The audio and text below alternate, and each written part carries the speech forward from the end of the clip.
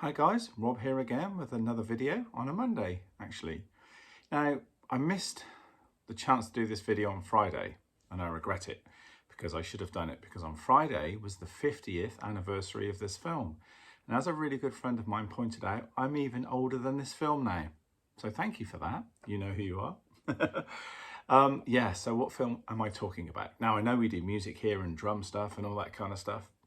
But you know, I cannot let this moment pass, this anniversary, this 50th anniversary pass without name checking and talking about this. So it's not music for once, it's not drums, it's do do do do do do. Yes, it's Jaws, which is 50 years old, or it was last Friday. Now Jaws is one of my favourite movies of all time. I think it's just the greatest in so many ways. Acting, story, the way it's shot, the story surrounding it is just all crazy. And I think even watching it 50 years on, even though I'm a fan, you know, when I do show it to people who've not seen it before, at least they love it. And we've got Roy Scheider, we've got Robert Shaw and Richard Dreyfuss playing the main three core characters, but there are so many other cool characters in it, like Chief Brody's wife, the mayor, you know, the reporter. It's just stacked with brilliant one-liners. Obviously, you're gonna need a bigger boat, you know, those kind of things, but a what is another one of my favorite quotes, so just go and check the movie, you'll love it. Coffee is another one. Yeah, what a great film. If you've never seen it, go and stream it now. It's on Amazon Prime if you do that sort of thing, or buy a second-hand copy on Doved or Blu-ray or video even. I'd love a video copy actually. That'd be ace. VHS, that'd be awesome. But yeah, just the storytelling, everything about it, you know, the fact that it was the first major blockbuster, the fact that you don't see the shark for ages, and there is a reason for that because obviously, famously, it didn't work very well. So Steven Spielberg, the director, who I haven't mentioned yet, who's a genius, we all know about E.T. and Close Encounters and Raiders of the Lost Ark and all the other stuff that he's done, which is brilliant. But this is, you know, his second film, and he also made one of my other favourite films, which is a cult classic, which is Duel. That's another film you should go and check out. And I watched that with my mum the other day, and she'd never seen it before, and that's a winner too. But this was his first major blockbuster, and because they couldn't film well with the sharks, it kept breaking down and doing all these stupid things because no CGI in this, folks. This is proper man-made, woman-made, person-made objects that are being filmed, things that actually had mechanics and stuff in it and hydraulics and had to work. And again, I won't give too much away. There's a new documentary coming out, and that's going to be worth seeing on National Geographic at some point. But this has got a documentary on it. I think it's called The Shark's Not Working. And there's one streaming at the moment on Prime as well. So I won't give too much away about the stories and the famous feud between Richard Dreyfuss and Robert Shaw, who steals the show for me. But they're all brilliant. You know, I've seen so many YouTube sort of documentaries about it now and people doing their own things, just like I'm doing. I'm just throwing another one out there. Yeah, I think it's the whole cast is good. I don't really want to say, you know, the Indianapolis monologue he does is amazing, but I think it's generally, you know, all of them are important. Every player in it is a winner.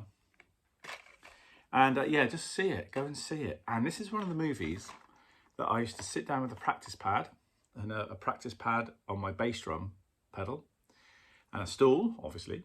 And I'll just sit and watch movies and drum through the movie as I was practicing. Obviously no one was around, I'd upset them. And Close Encounters was another, obviously Jaws.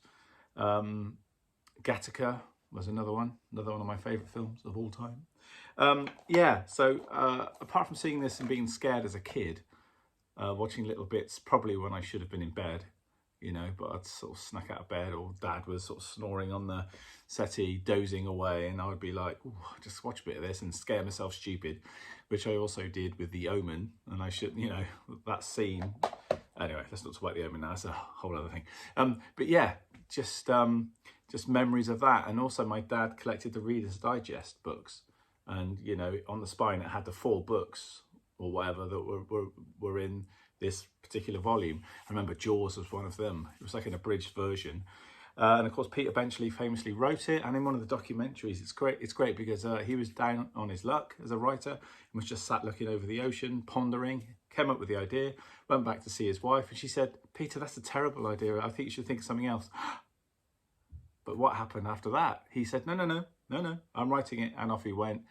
And a whole legend was born from that, both literary and also cinematic. Yeah, so happy birthday. Happy anniversary to Jaws, the greatest film, one of the greatest films ever made. Yeah, and the fact that you don't see it for ages, I was about to say that. It's very Hitchcockian. It's about what goes on here. And I think, not sounding like an old fart, but you know, modern films show you things far too soon, because I know they think our attention span is short, which I guess it is these days. So everything has to be boom, boom, boom. There it is, love interest, da, da, da, da. Let's cover everything. Let's just do all of the things we need to do, which is great. And I'm down with all of that, you know. But sometimes the story, please remember the story, please, you know, these movie studios, remember the story is important, you know. And this is when you didn't really have to worry too much about things have to be seen within the first 2 seconds. This sort of drags that whole thing out.